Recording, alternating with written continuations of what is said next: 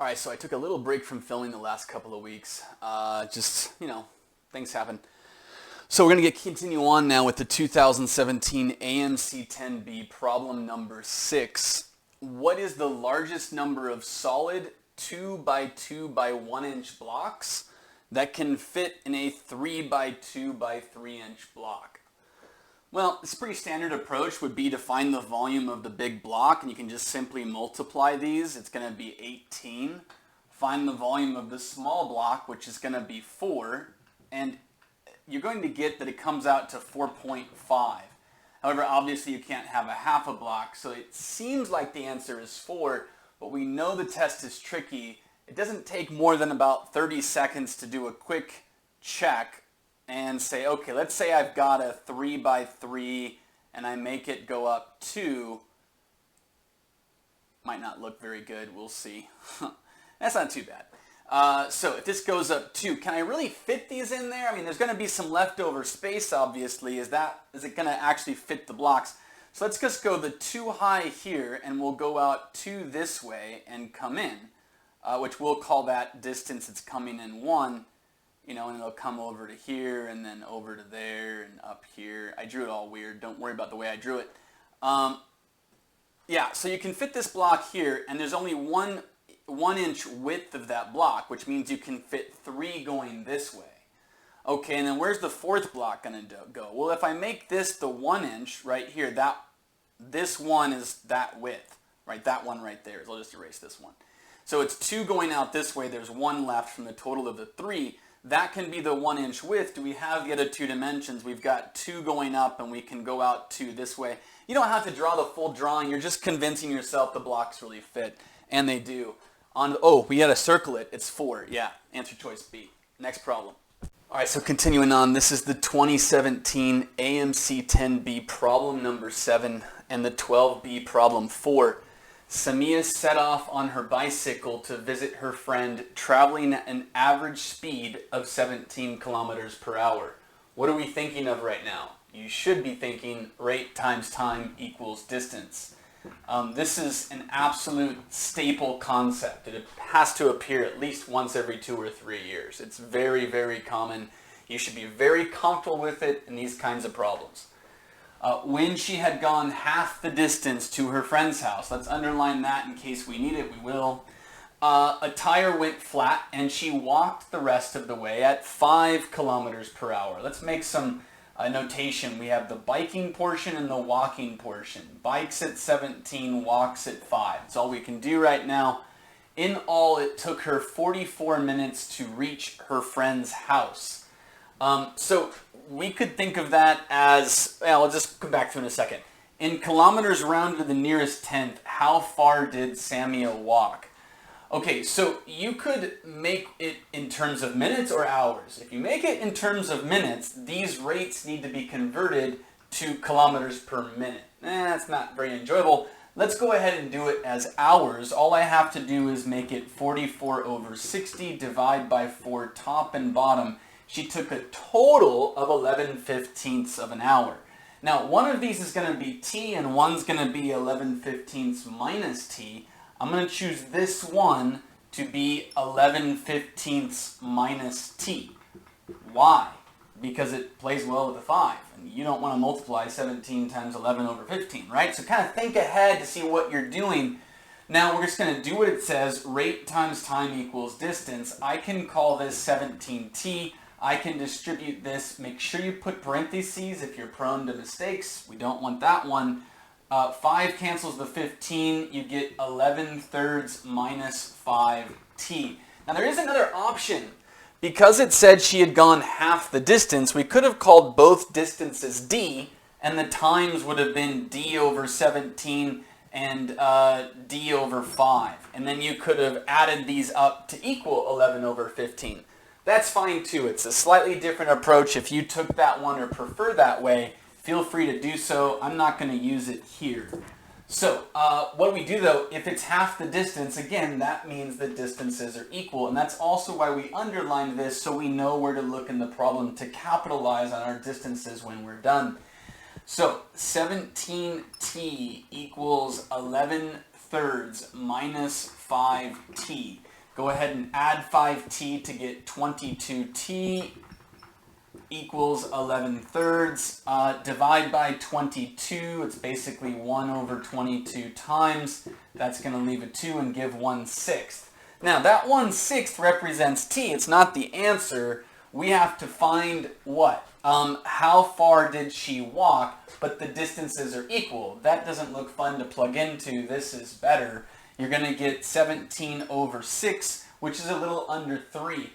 However, if you lack confidence in your work, like you kind of question whether you made a mistake, go ahead and plug it into here as well. 5/6, this would be 22/6 when you convert it to something over 6, minus 5/6 is going to also be 17 over 6. So it checks out. That check probably takes 5 seconds. Do it if you're not sure. If you're 100% confident, you can skip it if you want to. So this is a little bit less than 3, which would be 18 over 6. So we're like 3.4. This is the closest thing to 3. The answer is C. We're on to the next problem. All right, continuing on, this is the 2017 AMC 10B problem number 8. Points A at this location and B, this one, are vertices of triangle ABC with AB equal to AC, so we have isosceles. Let's pause at that period right there and try to draw this because we're probably not going to be able to reason very well. It doesn't really, you don't have to put all the hash marks, right? Just get a rough idea of where it is so you can start processing information. B is at 2, -3, so I'll call this 2 and -3 slightly farther down that way. And we will connect A to B just in case we need to make our triangle. All right, the altitude from A meets the opposite side at D, -1, +3, about right here. Okay, so we know that it's going this way to make towards the third side.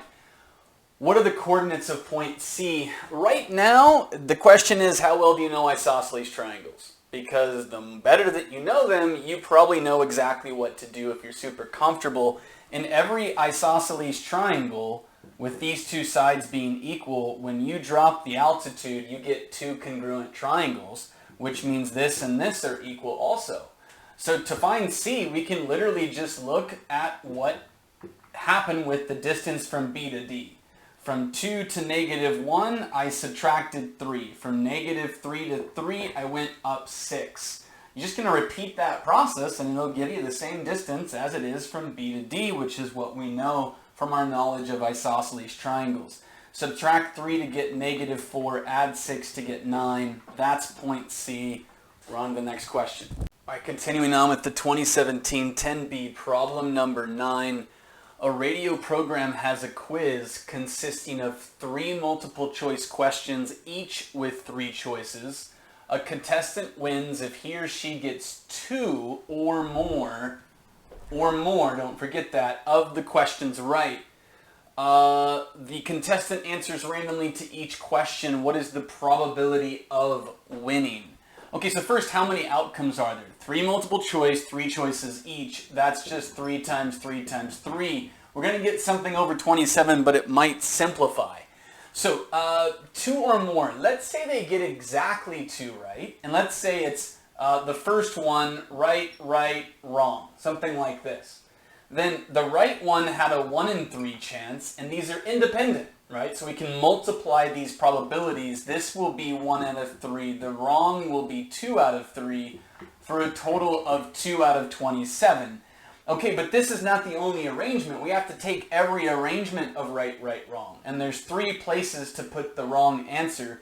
So 3 times 2 over 27 is 6 over 27. Okay, but is that it? Or more, meaning they could get all 3 right. You're going to also have the case where you get all 3 questions right. It's not multiplied with this, it's added with this. Where did I get that? It's 1/3 times 1/3 times 1/3. The chance of getting each individual question correct. Add this up, you get D. See you in the next one. All right, this is the 2017 AMC 10B problem number 10, the last problem of this set. The lines with equations, this and this, are perpendicular. What are we thinking of? Negative reciprocal slopes. and intersect at 1, -5. What is C? You have some options. I'm going to go with the negative reciprocal slopes. Move this over and divide by the -2 to get -a over -2 as the slope. If I multiply that by the slope of this, canceling those negatives out, I get -2 over b. This needs to equal -1. The 2's cancel. You get -a over b equals -1, which means a and b are equal. Since we know a and b are equal, let's now capitalize on this point because they intersect here. This point can be plugged into both. That's an automatic triggered response. If they intersect, plug it into the equation. So 1 plugged into here is a, -2 times -5 is 10. That's equal to C. Plug 1 into here to get 2 plus.